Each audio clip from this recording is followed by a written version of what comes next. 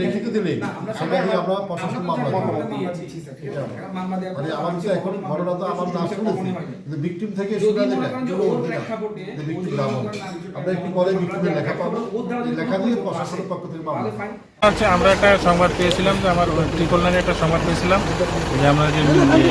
চিটং থেকে একটা কুমিল্লা ইউনিভার্সিটির ছাত্রী তো কুমিল্লাতে আসার সময় মিরেশ্বরাই নামক জায়গায় ওই টাইপের ওখানে যে উনি হচ্ছে এই যে বাসটা ছিল দিশা প্লাটিনাম ওখানকার ড্রাইভার এবং হেল্পার তো হেল্পার দ্বারাই উনি ব্যাড টাচের শিকার হয় এই টাইপের একটা নিউজ পেয়েছিলাম ও তার প্রেক্ষিতে যখন বাসটা আসে তখন বাসটা সিগন্যাল দিলে বাসটা না দাঁড়িয়ে সামনে অগ্রগামী হয় সেই ক্ষেত্রে ছাত্ররা একটু কি বলে উত্তেজিত হয়ে ড্রাইভার এবং হেল্পারকে টানা তৃতীয়বার অর্জন করেছে দেশের সেরা সুপার ব্র্যান্ড স্বীকৃতি আটক করার পর বাসটা সহ কুমিল্লা ভার্সিটিতে নিয়ে আসে আর ইনস্ট্যান্ট ওখানে যখন বাসটা যখন হোটেল নূরজাহানের সামনে দাঁড়ায় সেই ক্ষেত্রে